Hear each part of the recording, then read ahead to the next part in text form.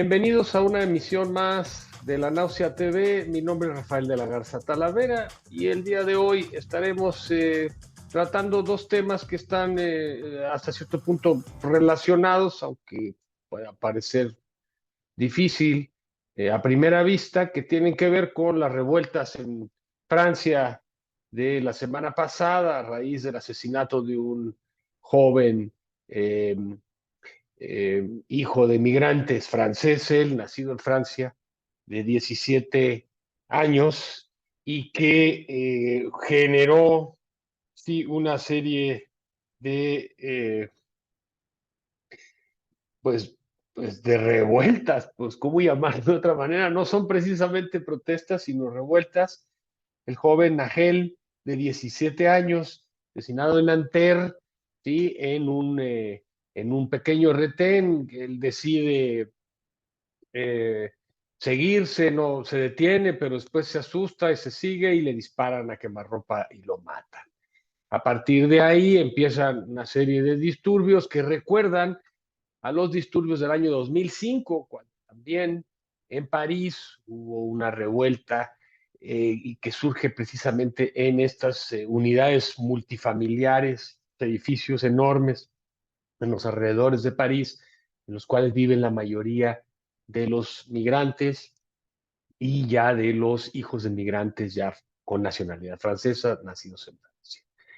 Eh, y el otro tema, pues, es el de Ucrania, que aparentemente no tiene relación, pero que de alguna manera me parece abona a este contexto de crisis social y económica en Europa y que tiene también algunas novedades que se dieron a partir de levantar o del supuesto intento de golpe de Estado de Prigozhin y de sus fuerzas leales de mercenarios conocidos como el grupo Wagner. Entonces, esos dos temas yo creo que ameritan alguna discusión y pues, sobre todo pues, para mostrar algunos elementos que le sirvan a usted para su reflexión. Con respecto a lo que sucedió en Francia, pues tenemos en la calle a cerca de 45,000 policías, ¿sí? Y tenemos ya a fecha del día de hoy, ¿sí? 3 de julio, la cifra alrededor de 3,000 detenidos, alrededor de 3,000 detenidos, la mayoría de ellos jóvenes, en promedio con 17 años de edad, ni siquiera adultos, la mayoría de ellos muy jóvenes, buena parte de ellos sin antecedentes penales, ¿sí? Buena parte de ellos, y que pues de alguna manera están siendo encarcelados para tratar de evitar que este levantamiento, esta sublevación que se generó en los suburbios de Nanterre, cobre dimensiones nacionales. Hay que decir que ya hay varias ciudades e incluso en Bélgica se está hablando ya de que hay también intentos en Canadá, parece ser que también, lo cual plantea algo interesante aquí que hay que plantear y que es la internacionalización de esta lucha, que en 2005, a pesar de que fue muy fuerte la movilización de jóvenes, no se internacionalizó como hoy, pero además hay otro elemento que son las redes sociales y cómo las redes sociales han generado un efecto tsunami al grado de que ayer Macron decidió empezar a cerrar también algunas de las redes sociales y censurar las imágenes, porque no solamente tenemos las imágenes de de las quemazones, de los incendios, a los autos y a bibliotecas, en fin, a una serie de edificios públicos, sino que también ya tenemos un auto que se estrelló en contra de la casa de un alcalde en un pueblito cercano a París, que generó una reacción enorme.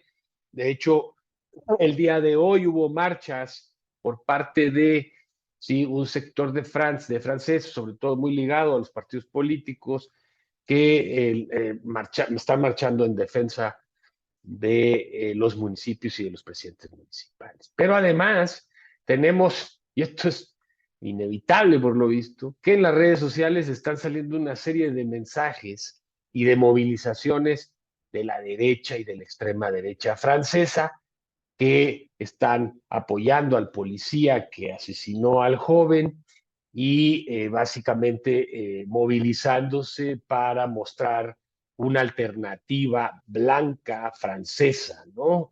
Entonces, pues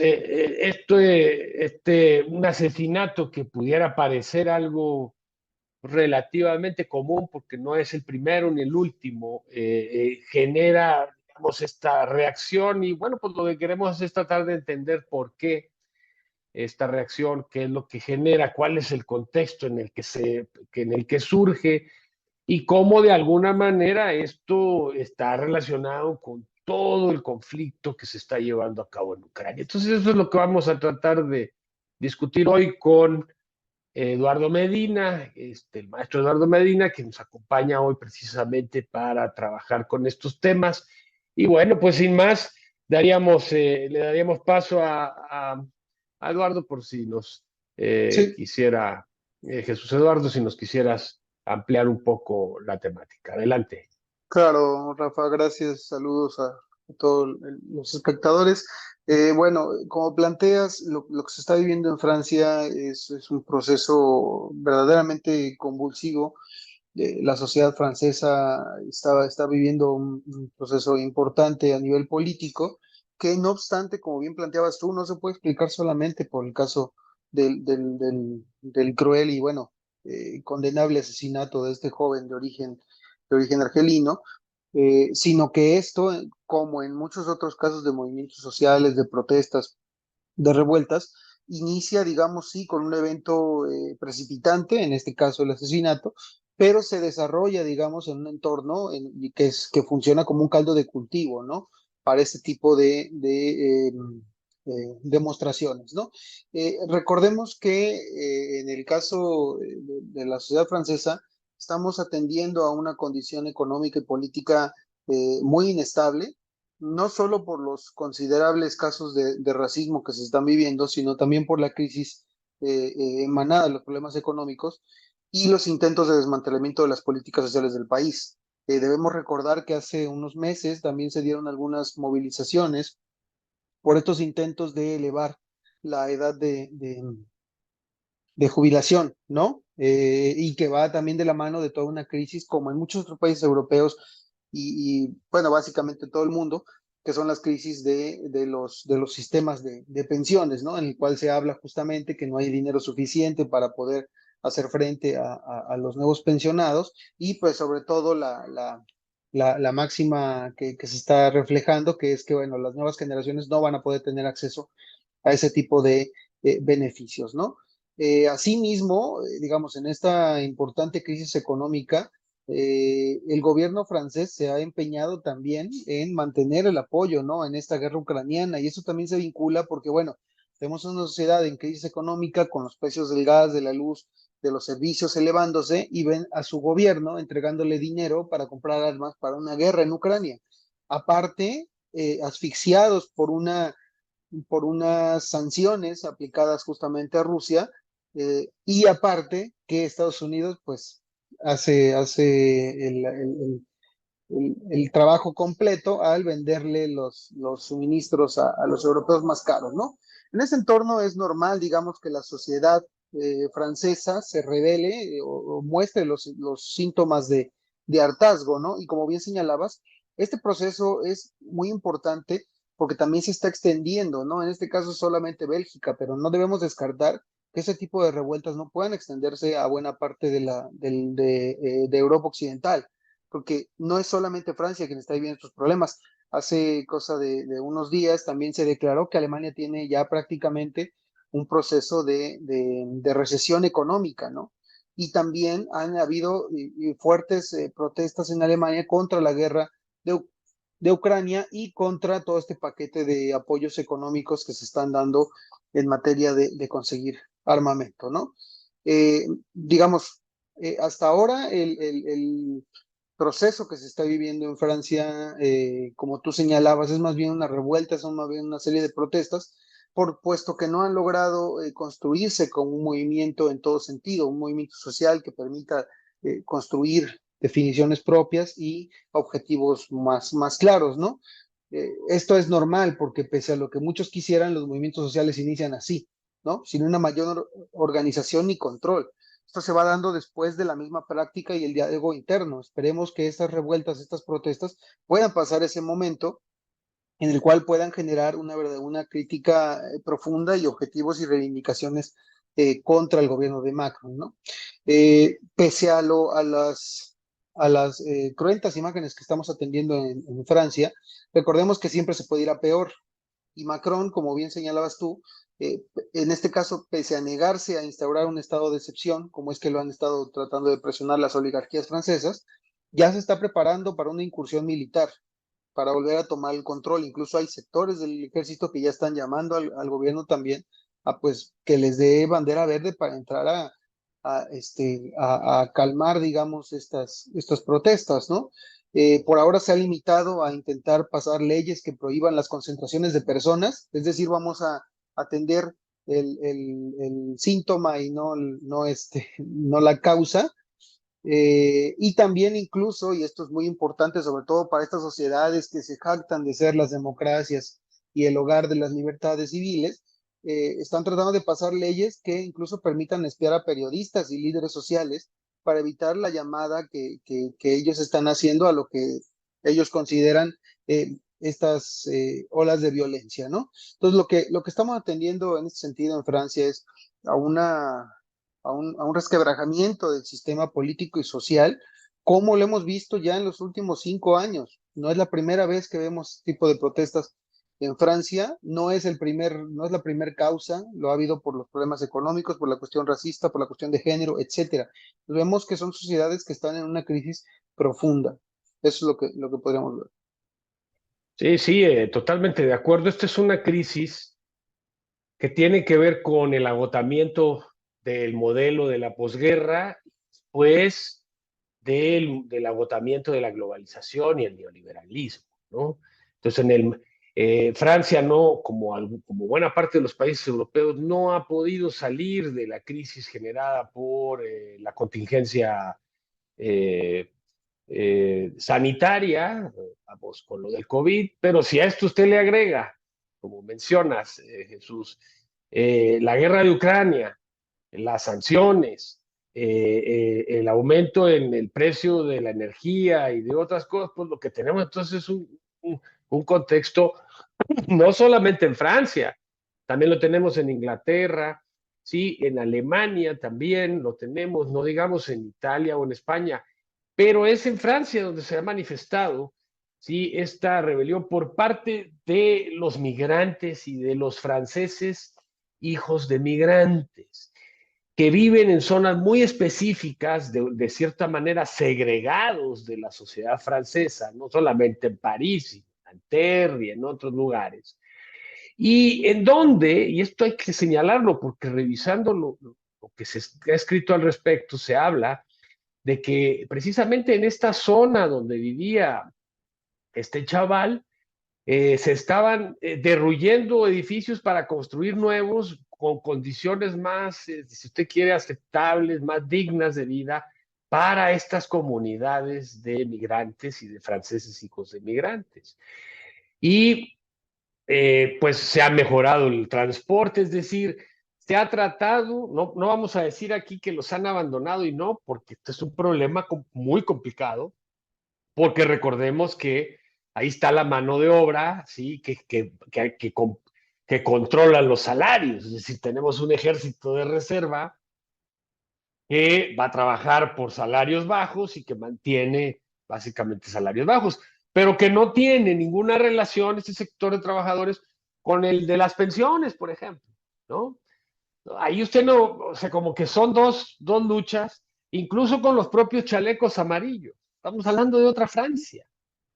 Y esta Francia, la Francia de estos, sí, grupos de trabajadores que llegaron aquí, que tuvieron hijos y nietos que ya son franceses, siguen, a pesar de los intentos de una relativa integración, siguen siendo humillados a partir de una visión racista, vamos, que inclusive leemos hoy mismo, o sea, como le decía, en Internet y en las redes, usted se encuentra más información, sobre todo, de derecha extrema, defendiendo al policía.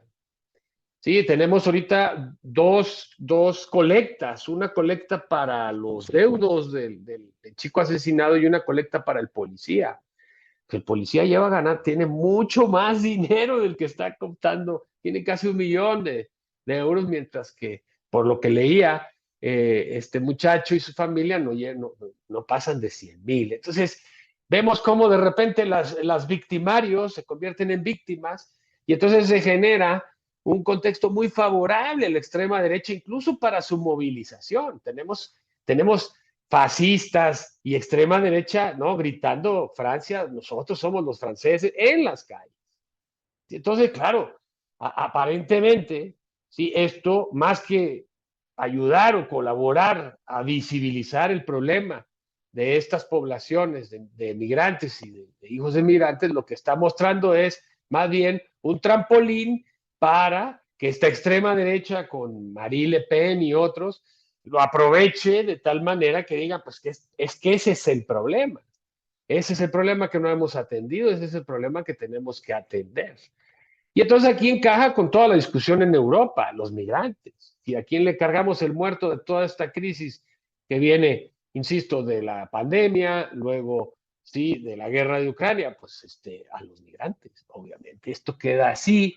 Y entonces, bueno, la clase política inmediatamente se cierra, sí, y se une, a pesar de que se pelean siempre entre ellos, se unen para atenderlo. Y entonces vemos que es más como un catalizador para la derecha y para los sectores, sí, racistas de Francia, que parece ser que gracias a los medios logran aprovechar, que para visibilizar y poner en el centro de la discusión los derechos y sobre todo las estrategias racistas, porque el punto aquí es con la policía. Entonces, lo que la gente dice es, la derecha dice es que ya no se respeta a la policía. Entonces, la policía, que es de gatillo fácil, tiene una serie de reglas y, ¿no? que le impiden disparar y tratar así de esta manera a la gente, pero pues vemos lo mismo que vemos en Estados Unidos con la población afroamericana, ¿sí? Lo mismo que estamos viendo en otros lugares del mundo, ¿no? Entonces, bueno, yo creo que el problema, la problemática de la migración en Europa está en el centro y más parece que es mucho más funcional al argumento, a la propuesta y a la propaganda de la extrema derecha que sí genere soluciones desde los sectores liberales y los llamados izquierdistas electorales, ¿no? Esa es la lectura que yo hago. El problema no va a desaparecer. Los musulmanes no se van a ir de Francia porque los necesitan. Y yo creo que más bien otros países europeos, pues más que condenar, pues tienen que poner el dedo en la llaga y fomentar una cultura en la que el racismo quede de un lado. Porque los jóvenes más que todos se quejan, claro, de desempleo, de falta de oportunidades en educación, por supuesto, son ciudadanos de segunda o de tercera categoría, pero además y sobre todo se quejan de las humillaciones derivadas de esta visión racista, ¿no? Entonces, bueno, Francia, hoy estaba leyendo el dato, sigue cobrando un impuesto a países africanos, más de 10, 2, que saca una fortuna, no sé por qué cobra impuestos, no entiendo por qué lo paga, pero evidentemente este problema es parte de su visión colonialista en África, ¿sí? Y que ahora le está explotando. ¿Sí? No reconocerlo así, bueno, pues es simplemente buscar más bien argumentos para la extrema derecha. Pero en la medida en que Francia no ponga en discusión su pasado colonial y su presente colonial, porque ahora lo que tenemos es como un colonialismo interno, diría, no, González Casanova. Sí, ahora tenemos que dentro de Francia, ¿sí? Están estas colonias, ¿no? Estos grupos, ¿no? Humanos que son tratados como si fueran colonias, ¿sí? Segregadas contenidas por la violencia policial, sin oportunidades y además discriminadas, racializadas, etcétera. Entonces, bueno, pues, yo creo que esto es consecuencia del colonialismo, como sucede también en España, como sucede en Alemania, como sucede en Inglaterra, etcétera, ¿no? Pero parece que donde más el conflicto está más fuerte es en Francia, y en parte también porque tenemos a un gobierno de derecha, como es el de Macron, que básicamente sí sigue entregado a la propuesta estadounidense, y eso pues no le permite no atender esta problemática. Ahora bien, insisto, con relación a Ucrania, pues tú mencionabas evidentemente la desesperación y la crispación en sectores no solo de Francia, sino de algunos de otros países europeos, con respecto al enorme gasto que está haciendo de alguna manera Francia y otros países para sostener la aventura militarista de Zelensky. Usted me dirá, no, pero pues, no es para tanto. No, pero parece que Francia está más preocupada por lo que pasa en Ucrania que por lo que pasa en su país, y eso pues es mi... Ahora bien, con respecto a Ucrania ha habido una serie de cambios que aparentemente pueden modificar la coyuntura, y bueno, pues de eso quisiéramos pasar ahora con Jesús. Adelante, Jesús. Claro. Sí, bueno, y conectando obviamente como lo planteábamos con la situación en Ucrania, en la semana pasada justamente hubo un movimiento por ahí bastante sorpresivo el fin de semana, y todo comenzó, bueno, todo esto está vinculado, digamos, con la cuestión de la supuesta rebelión, ¿no? Del grupo Wagner. Más allá, digamos, de que analicemos algunas cuestiones de este grupo mercenario o contratistas, como se les dice cuando trabajan para Estados Unidos, eh, todo esto empezó, digamos, el 23 de junio, cuando el líder del grupo, el líder administrativo hay que aclarar porque no es ningún militar, Yevgeny Prigozhin, acusó al Ministerio de Defensa y a Sergei Shoigu de tratar de engañar a Putin y a Rusia, ¿no? Así como de atacar las posiciones de Wagner con artillería. Esto lo dijo unos días antes incluso. Evidentemente, el gobierno ruso cerró filas junto al Ministerio de Defensa y acusaron a Prigozhin de intento de motín, desplegando sus fuerzas en zonas importantes, como va a ser Moscú y Rostov-on-Don, que fue donde la ciudad que primero asaltaron las fuerzas de Wagner. Eh, Tras horas de incertidumbre y de que las agencias occidentales y ucranianas se alegraran con un supuesto resquebrajamiento del poder de Putin, para el 24 de junio las fuerzas de Wagner dejaron de movilizarse hacia Moscú, no sin antes sufrir algunos ataques de la aviación rusa en Voronezh, y bueno, regresaron a sus posiciones en Ucrania, ¿no? Toda vez que Putin se negó a hablar con Prigozhin, fue a través del gobierno bielorruso de Lukashenko, como se logró llegar a un acuerdo que propició, digamos, esta retirada, ¿no? Eh, Esto implicó, digamos, en pos de evitar un derramamiento de sangre, como lo planteó según Prigozhin, accedió a retirar sus fuerzas de Rostov, regresar a las posiciones en Ucrania, no sin antes decir que no fue, digamos, un golpe, un banderazo a Putin, sino más bien para intentar que el Grupo Wagner fuera desmantelado. Hay que recordar que el Grupo Wagner, si bien es un ejército particular, básicamente trabaja para Rusia y está adherido al Ministerio de Defensa ruso, por lo cual tiene que seguir órdenes de y sobre todo había un acuerdo, digamos, con un límite de tiempo para que Wagner funcionara como eso, como un grupo externo a las fuerzas rusas. ¿No? Había un límite de tiempo en el cual Wagner tenía que integrarse básicamente al gobierno ruso, ¿no? Y ahora, digamos, tras este intento bastante raro de Prigozhin de supuestamente impedir que se desmantelara el grupo, a él y a sus mercenarios le quedan 3 vías, ¿no? Bueno, para empezar, Prigozhin fue exiliado a Bielorrusia, no sé qué tan seguro podría estar ahí, si básicamente Bielorrusia es parte de Rusia a estas alturas, y a los militares de Wagner les quedan 3 vías: regresar a sus casas dejando la compañía, irse a Bielorrusia con Prigozhin o unirse al ejército ruso formalmente. Y todo parece demostrar que actualmente la mayor parte del grupo Wagner se está integrando a las filas del ejército ruso, ya formalmente como tal. Veremos si los ponen en una sola compañía o se los dividen, o a ver qué les hacen, ¿no? E incluso se habló que parte del grupo Wagner, que sí se fue a Bielorrusia, ahora está siendo reclutado por el ejército bielorruso para darles instrucción a sus militares. Esto es, digamos, una cuestión, un evento que ha sido bastante raro y muy confuso, ¿no? Si bien las críticas de Prigozhin, que hay que decirlo, no es ningún líder militar como lo planteaba, es el dueño de la compañía y con una historia de corrupción bastante peculiar, rastreable hasta la caída de la URSS y bueno, toda la rapiña que se dio en esos años. Recordemos que en esos años cualquiera con suficiente capacidad sanguinaria y con muy pocos escrúpulos podía hacerse millonario en ese momento de desquebrajamiento de la URSS. Bueno, en Eh, general, para hacerse millonario, pues no, se necesitan pocos ok, escrúpulos, no nada claro, más en claro. Rusia, pero sí, Digamos, sí, pues, Prigozhin es ese típico, ¿no? Personaje codicioso, el típico, ¿no? Empresario, ¿no? Sin duda. exacto, exacto. Y bueno, logró tener esta posición. Muchos hablaban que era casi compadre de Putin. Siempre se ha planteado que él es más bien una cuestión eh, administrativa más que otra cosa. Y bueno, esto podría demostrarlo, ¿no?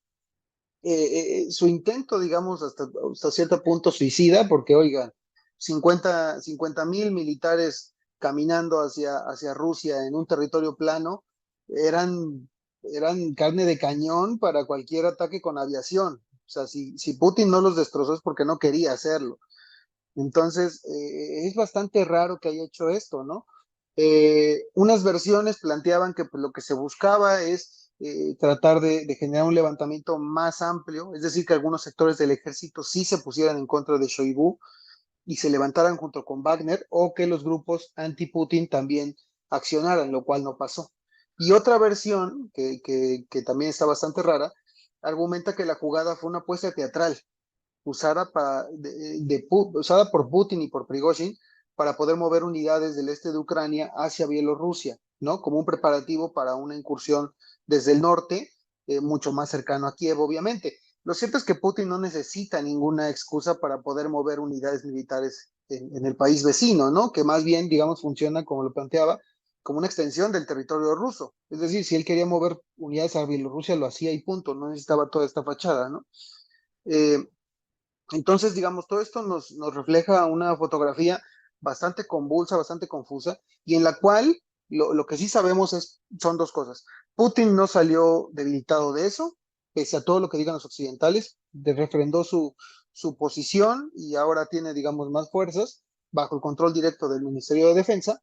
Y por otro lado, que Ucrania, pese a lo mucho que se pudieron haber emocionados por la posibilidad de que su contraofensiva tan cacareada desde hace 6 meses en verdad llegara a buen fin, lo cierto es que ahora nuevamente están en la defensiva, lo dijo hoy Zelensky, que las fuerzas están combatiendo muy fuerte para evitar el avance de las fuerzas rusas en el este de Ucrania, lo cual refleja a todas luces que la contraofensiva para la cual los europeos y Estados Unidos invirtieron millones de dólares, no acabó en nada más que en el aniquilamiento de los vehículos de segunda enviados por Francia y por Alemania y el avance del ejército ruso, ¿no?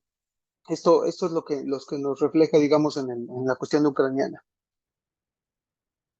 Sí, mira, yo estaba escuchando bien a Nader, un periodista que está aquí en México, y él dice que el problema empezó con una diferencia en términos de estrategia militar entre el ejército ruso y Prigozhin.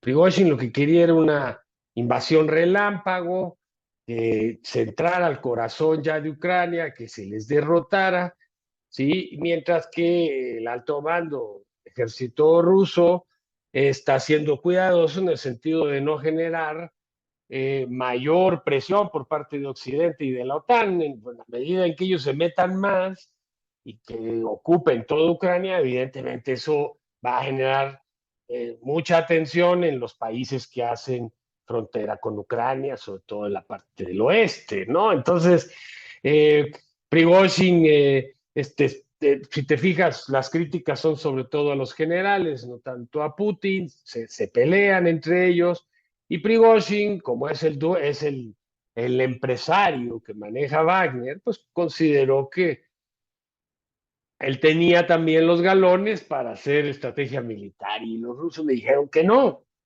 Entonces él decide meterse hacia Rostov, que es casi con la zona con Crimea, no para llegar a Moscú ni matar no, sino más bien para posicionarse en un lugar en el que pueda de alguna manera obtener ciertas ventajas estratégicas y incluso abrir posibilidades de negociación pues con Occidente, obviamente. Entonces la gente dice, pero ¿cómo los rusos con mercenarios? Bueno, por lo que dice nadie, estos se fundan en el golpe del 14, de 2014 en Ucrania. El grupo Wagner sale en esa coyuntura, ¿sí? Pero no es lo único. Estados Unidos tiene BlackRock, que es una de las empresas más grandes de mercenarios en el mundo y que tiene regados miles de mercenarios por el mundo, como lo tiene Wagner. Sabemos que Wagner estuvo en Siria, que está en África, sí, que tiene otros lugares de acción. Es un gran negocio. Los mercenarios son un gran negocio, ¿no? Entonces, claro, Prigozhin está pensando en términos de un empresario, de un jefe de Estado. Y entonces, pues yo creo que ahí las diferencias son claras. Para mí, Prigozhin es pues lo que tiene, o sea, ¿qué le interesa de entrar a Ucrania? Saquear Ucrania.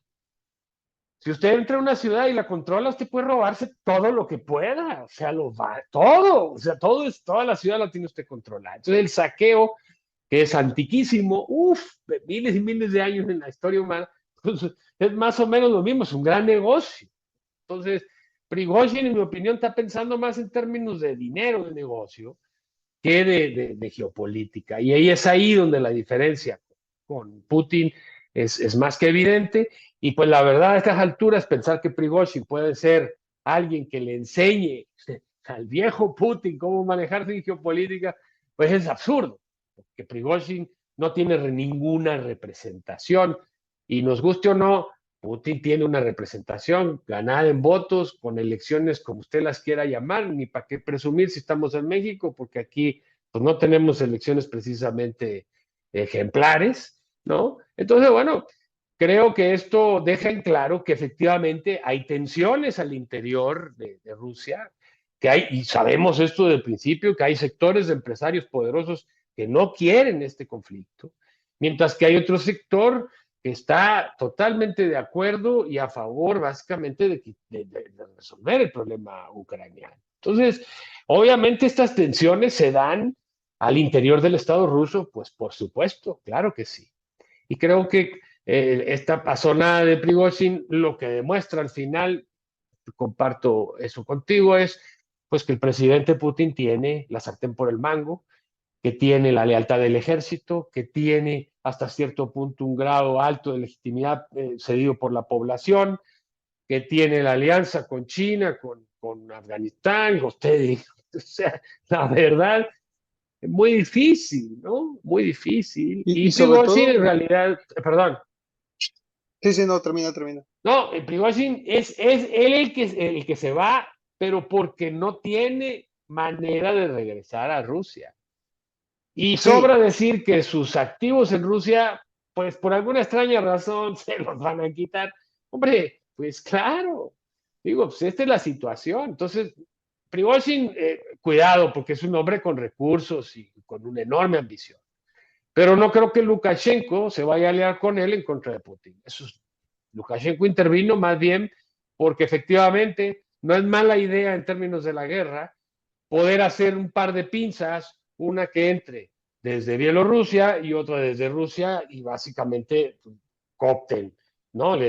Aíslen a las pocas fuerzas que quedan del ejército ucraniano y les den crán. Entonces, esa es una posibilidad, ¿no? Evidentemente, yo dudo que el presidente Putin le dé mucho protagonismo a Wagner y sobre todo a Prigozhin, porque ya vimos de lo que puede ser. Entonces, estaremos atentos a ver cuál es el rol de Wagner, como tú comentabas. Pues, lo ideal para Wagner pues es mejor que le pague el gobierno ruso, como lo había estado haciendo antes, solo que a través de Prigozhin. Pero entonces ahora lo que están diciendo es, firma contrato directamente con nosotros, ya no estés con el intermediario.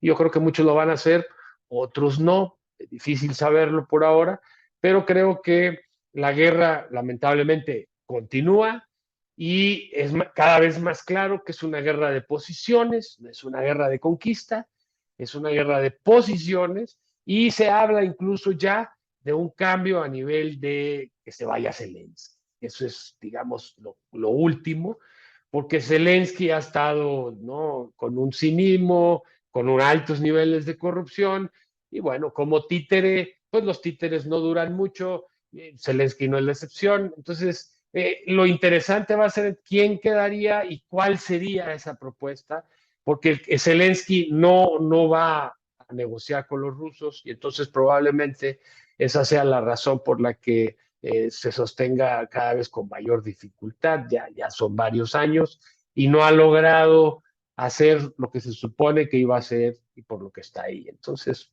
yo creo que eso es lo que también habrá que tener en cuenta, Claro. pero todo esto del golpe de Estado, y ya el propio Prigozhin dice que no era golpe de Estado, que lo que ellos querían era interlocución, no, negociación, etcétera.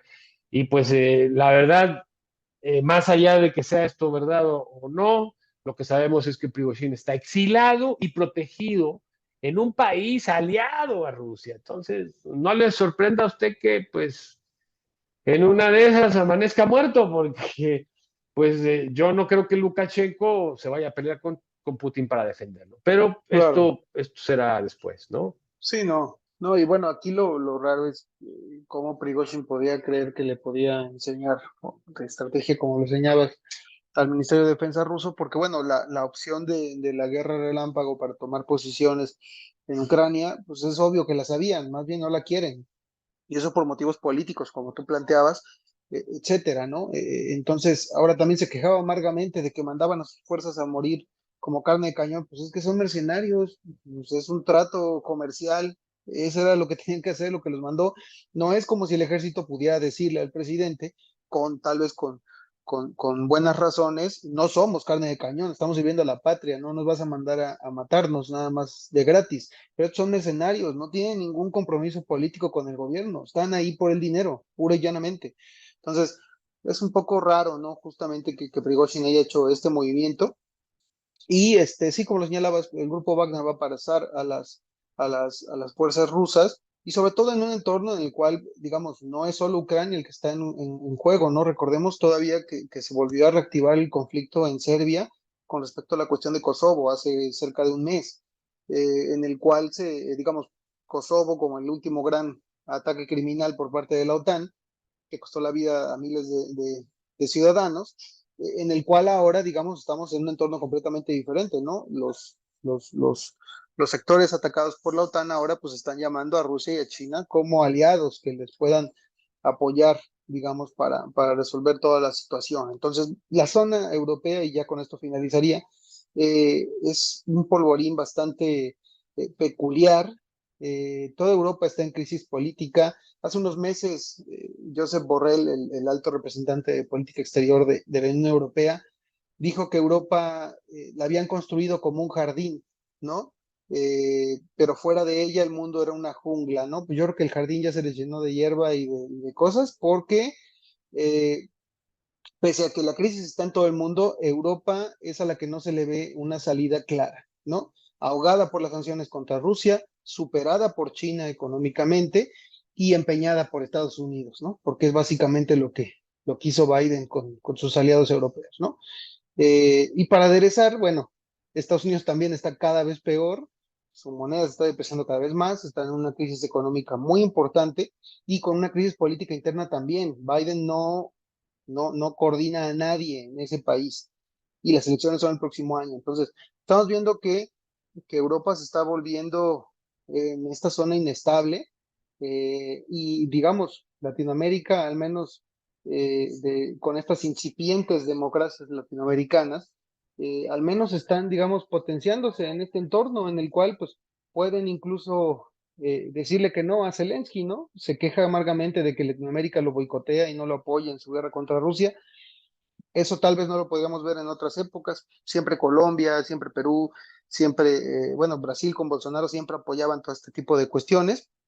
Ahora vemos que no, que los países latinoamericanos no quieren nada que ver con ese conflicto y se lavan las manos, ¿no? A pesar de todas las contradicciones internas.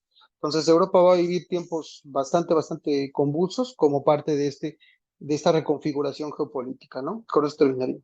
Sí, sí, creo que lo que está en el fondo es esto de la reconfiguración geopolítica, ¿no?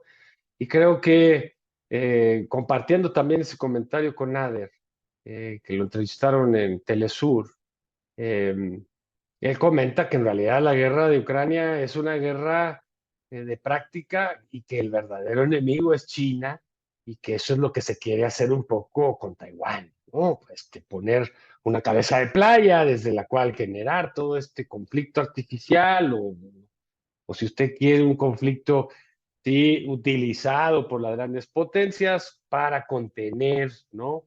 a Eurasia. Y yo creo que Europa, como rehén, pues lo que va a pasar es que sus contradicciones internas se van a agudizar en la medida en la que los ciudadanos medios y los trabajadores vean que la política europea está básicamente amarrada al tren estadounidense con todas las consecuencias del caso. Y entonces, bueno, yo me pregunto, ¿dónde está el nacionalismo europeo? Yo sé, está en la extrema derecha, ese es el problema. ¿Sí? Que no hay una visión nacionalista de soberanía y de autonomía por parte de los países europeos. El caso alemán, que por ahí ha habido protestas muy fuertes en contra del apoyo, pero no lo vemos mucho en España, en Italia, incluso en Francia, ¿no? Entonces, estas contradicciones, como las que discutimos en la primera parte sobre Francia, tienen relación con la guerra de Ucrania. ¿Por qué? Porque eso, ¿no? Aunado a una crisis económica que no se resuelve desde la pandemia, pues lo que tenemos es agudización de las contradicciones y esto no hay ahorita una izquierda que pueda gestionarlo, la derecha no los quiere gestionar y los que están en el poder tampoco. Sí, entonces, claro, al final, sí, hay, esta válvula de escape por algún lado va a tener que soltar presión. Entonces, bueno, en el caso francés, eso es lo que, en mi opinión, explica que desde el 2005 hacia acá, ¿sí? No haya habido algo como lo que estamos viviendo ahora, lo que está viviendo Francia, a pesar de que sabemos que el racismo, la discriminación, los asesinatos de jóvenes migrantes siguen y son moneda corriente de todos los días. Pero es justo en este momento en el que se genera la crisis. ¿Por qué? Porque la guerra en Ucrania está generando enormes tensiones y exacerbando las contradicciones de clase en los países europeos. Y entonces, pues yo me pregunto hasta dónde esta clase dirigente va a tratar, se va a dar cuenta de que es mejor atenderlas propias, aún en contra, a pesar de enfrentarse a la política exterior estadounidense, que seguir a los yanquis, ¿no? Pensando en salvarse ese 1% y dejar pues, que el caos y la guerra civil se den, ¿no? Yo no creo que sea conveniente para nadie, ni siquiera para ellos. Pero al final, insisto, Ucrania no es una guerra entre Rusia y Ucrania, es una guerra entre Eurasia, ¿sí? Y Estados Unidos con Europa como rehén. Pues bueno, pues estaremos atentos a esto. Les agradecemos mucho a nuestra audiencia. Les invitamos a que le den like, a que compartan en redes sociales el material y aquí seguiremos dándole a usted algunos elementos de análisis para hacer una mejor comprensión de este mundo en el que vivimos. Gracias, Jesús. Un gusto haber estado aquí contigo. Gracias a ustedes. Hasta la próxima.